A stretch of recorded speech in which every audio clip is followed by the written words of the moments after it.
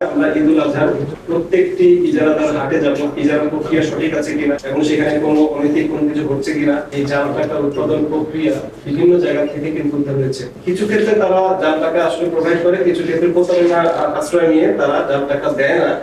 অবশ্যই ঈদুল আজহা এটা কিছু দেশের তো একটা সংকট আমরা পার করে আসছি, যারা এই সংকট পরবর্তীতে আমরা দেখলাম পরিবহন সেক্টরে সবকিছু মূল্য বৃদ্ধি এবং এর প্রেক্ষাপটে আমাদের গবাদি পশু যেটা জমিদের হাতে উঠবে সেটার দাম বৃদ্ধি পায় কিনা এবং এটা একটা সাধারণ মূল্য যেটা আছে নির্ধারণ হবে সেটা কি জনসাধারণের নাগালের মধ্যে থাকে কিনা সেটা একটি সকলের উদ্বেগের বিষয়।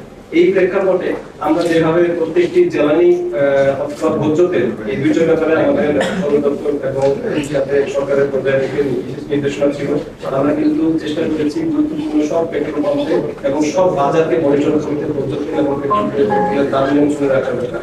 একইভাবে আমরা ঈদুল আজহার অবশ্যই আমাদের দায়িত্বপূর্ণ এলাকার মধ্যে প্রত্যেকটি ইজারাদার হাটে যাব, ইজারা প্রক্রিয়া সঠিক আছে কিনা এবং সেখানে কোনো অনৈতিক কোনো কিছু ঘটছে কিনা এবং একই সাথে তাদের যে হাসিল এবং এই বিষয়ে যে কার্যক্রম আছে সেই কার্যক্রমটা সঠিকভাবে পরিচালিত হচ্ছে কিনা।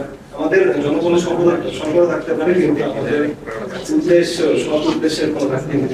আমরা আশা করছি আমরা এই যে জনসাধারণ এখন যে সংকটময় পরিস্থিতি, এই পরিস্থিতিতে মানুষের নাগালের মধ্যে যাতে থাকে সেই ব্যাপারে আমরা সর্বাত্মক চেষ্টা করছি। কোম্পানিদের বিষয়ে আলোচনা বেশি হয় কিন্তু এটা সারা বছর ব্যাপী কিন্তু এটা প্রবণতা আছে। এটা আমরা জেনে থাকবেন, এটা গত সেপ্টেম্বর আর অক্টোবর মাসে আমরা মৌলভীবাজার থেকে প্রায় 1 কোটি টাকা মূল্যমানের জাল টাকা উদ্ধার করি এবং 4টি নকল বিদেশি পিস্তল সহ এবং 2 জন আসামি সহ। তো এছাড়াও দেশের বিভিন্ন জায়গায় এই জাল টাকা উৎপাদন প্রক্রিয়া বিভিন্ন জায়গা থেকে কিন্তু উদ্ধার হয়েছে এবং আমাদের অভিযানের প্রেক্ষিতে র্যাব 7 চিটাগং থেকে প্রায় 20 কোটি টাকা মূল্যমানের জাল টাকা উদ্ধার করতে। তো এই জিনিসটা এখন জাল টাকাটার বিষয়টা এখন চক্রটা এরকম, কিছু ক্ষেত্রে তারা জাল টাকা আসলে প্রোভাইড করে, কিছু ক্ষেত্রে প্রতারণা আশ্রয় নিয়ে তারা জাল টাকা দেয় না কিন্তু দাবি করে তাদের কাছে আছে, তাদের বিকাশের মাধ্যমে প্রতারণা করে। তো এখন মূলত জাল টাকার বিষয়টা নিয়ে আমাদের গোয়েন্দা নজরদারি এখন অব্যাহত রয়েছে এবং আভিযানিক কনফিডেন্সিয়ালিটির স্বার্থে আমরা বিশ্বভাবে প্রকাশ করছি না, কিন্তু আপনারা আশা করছি আপনারা দ্রুত আমাদের এই সেক্টরেও দৃশ্যমান সাফল্য দেখবেন।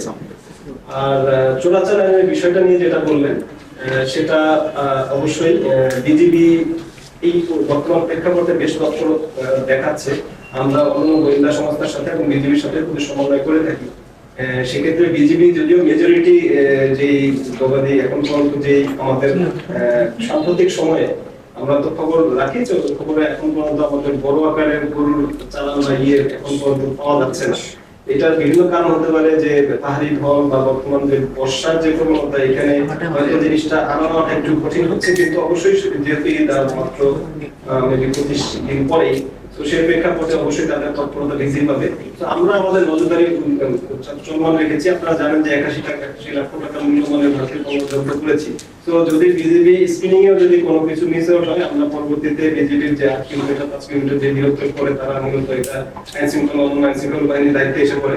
আমরা আমাদের নজরদারি তৎপরতা রেখেছি যাতে কোনোভাবে এই কর ফাঁকি দিয়ে অবৈধভাবে আসা এই ভারতীয় গরু বা নজরে আসে। অবশ্যই আমরা প্রয়োজনীয় আইনানুগ ব্যবস্থা